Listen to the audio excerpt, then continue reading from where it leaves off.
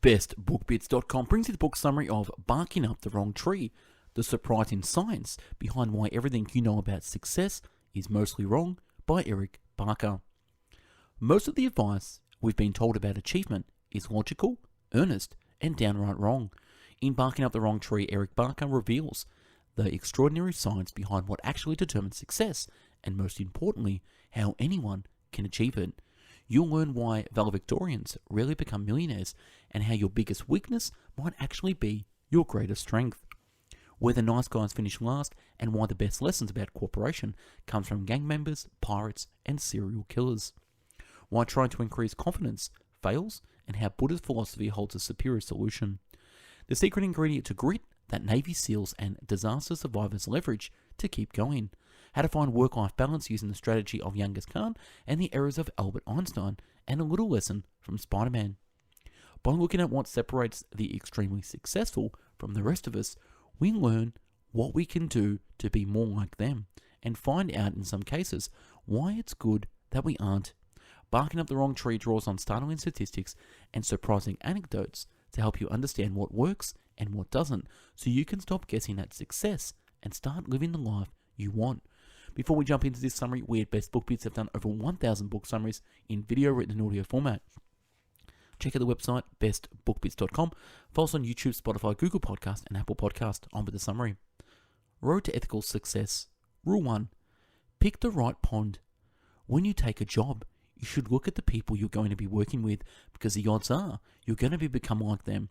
They're not going to become like you. You can't change them. If it doesn't fit who you are, it's not going to work. Rule 2. Cooperate first. Do quick favors with new acquaintances. Tell other givers that you're a giver. Rule 3. Being selfless isn't saintly, it's silly. A mere 2 hours a week of helping others volunteering is enough to get maximum benefits. There's no need for guilt or excuse for saying you don't have time to help others. Rule 4. Work hard, but make sure it gets noticed. Every Friday, send your boss an email summarizing the accomplishments for the week. Nothing fancy. Rule 5. Think long term and make others think long term. Bad behavior jerks are strong in the short term, but good behavior wins over in the long term. Rule 6. Forgive. Forgiving prevents death spirals. You can't even always trust yourself. You say you're on a diet, then someone brings you a donut and I blow it. Does that mean you're a bad person and should never trust yourself again? Of course not. Games are WNGF. Winnable. What if your boss hates you or you're being discriminated in your workplace? Those games really aren't winnable. Move on. Find a game you can win. Novelty. Think back to your first day at your job. That certainly wasn't boring. There was so much to learn, so many new different things to master. Slight overwhelming perhaps, but it was novel and challenging. 6 months later, you're playing the same level on a game 10 hours a day, 5 days a week for years. That's not a fun game. Goals. Goals can be intimidating. We don't want to fail so often, we don't set them. But if you make your game winnable, setting goals becomes less scary. Failure is okay in a game. Failure is a game, just makes things more fun. Feedback. Life satisfaction is 22% more likely for those with a steady stream of minor accomplishments than those who express interest only in major accomplishments. Research shows most motivating thing is progress in meaningful work. Achieve your goals with WHOOP. Wish, but don't stop there. Outcome, see a specific one. Obstacle, envision what's standing in your way. And plan, make one. When positive outcome becomes fascinating, things go sideways fast. Your emotional brain just can't tell the difference between fantasy and reality. Watching football doesn't make you a quarterback. 60 years of sitcoms hasn't made people funnier. And watching Bruce Lee doesn't teach you to kick ass. Finding a mentor, 5 principles. Be a worthy pupil. Many people want a mentor because they're too lazy to do the hard work themselves. What makes a mentor want to go an extra mile for me is when you demonstrate you've explored every conceivable avenue and can go no further without the mentor's help. Study them. Really study them. Spend the time to be intimately familiar with their work. Wasting a mentor's time is a moral sin. Never ask a mentor a question Google can easily answer for you. Follow up. Stay in the picture. You'll easily be forgotten by busy people.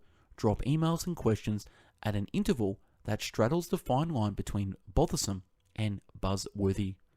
Make them proud. No mentor wants to feel that they've wasted their time helping me. In the end, your goal and your mentor's goals should be aligned to make you awesome. However, there's a secondary goal here, to make them look good. Turn wars into friendly negotiations. 1. Keep calm and slow it down. 2. Use active listening. 3. Label emotions. 4. Make them think, ask for their help. Congenital insensitivity to pain, CIP. Patients suffering from CIP live a very hard life. They get burnt, break their bones, get scars, but remain unaware of their injuries. All informal leaders had intensifiers. Informal leaders who don't follow rules and regulations to reach the top, did something groundbreaking in their career, are not leaders who came from Ivy League colleges. They all had intensifiers, which are generally seen as bad but turned out to be good in some situations. Bad can be good in the right environment. Would you like to be a person with your upper body too long, legs too short, hands and feet too big, and gangly arms? No, you wouldn't. But Michael Phelps is this type of person. Find situations where your qualities can be used as your strength. Doing something you're good at makes you less stressed. Be visible to your boss. More than working hard, it's more important that your boss thinks you're working hard. Do nice guys finish last? Talkers. Successful in the short term, in the long run, people see their nature and start leaving them. Givers. Some succeed but get exploited a lot. Matchers. Wait for someone to initiate a good act. Protect givers. So who are the most successful? Givers who aren't prudent enough to realize they're being exploited end up being very successful. So nice guys do not finish last. Gamify your life. 1. Try new things to face new challenges. 2. Have a clear goal so that goals become winnable. 3. Take constant feedback from your seniors. 4. Try gaining new skills and start treating your life as a game. It's not what you know, it's who you know. You're more likely to know about new opportunities when you have a big network. Getting the job is easier when you have more connections. Even if you're a drug dealer, you're less likely to go to prison if you've got a lot of trustworthy friends. You're less likely to be happy if you have fewer friends in your workplace. Make friends without being awkward as an introvert. Number 1, be a giver. 2, find similarities between me and the other person. 3, meet friends of your existing friends. 4, join groups of your interest. Man versus machine. Biggest chess player of his time lost a match with a computer for the first time in 1997. It was the famous Deep Blue versus Garry Kasparov match. After 15 years, it was revealed that the moves that led to victory of the machine were not brilliant in any way. In fact, those were just some random moves caused by some bugs in the machine. Confidence is the name of the game. Garry lost the game because he lost confidence when the machine started making random moves. He thought Deep Blue knew what it was doing. He thought the machine is more intelligent than him. Successful people are confident. With more success, they become more confident. It's an upward spiral. Overconfident people have more chances of getting a promotion and increased productivity. Pitfalls of overconfidence. Become more selfish, more likely to commit infidelity, start living in denial, stop looking for new ideas. What works better than underconfidence and overconfidence? Self-compassion. When problems emerge, look into them with a problem-solving attitude. When you fail, accept you're not perfect and try to improve your shortcoming.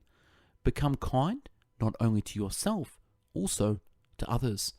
And that's a wrap on this quick book summary, Barking Up the Wrong Tree. If you want the summary, click the link to download this. Weird Best Book Bits. Again, I've done over 1,000 book summaries, video written in audio format. Check out the website, bestbookbits.com. Follow us on YouTube, Spotify, Google Podcasts, and Apple Podcasts. If you want to help support the channel, we have put together our top 450 best book bit summaries in one massive downloadable PDF. Click the link below to download this, and you'll also get the MP3. Read and listen anywhere offline. Thanks for watching and listening. Have yourself an amazing day. Take care. Bye-bye now.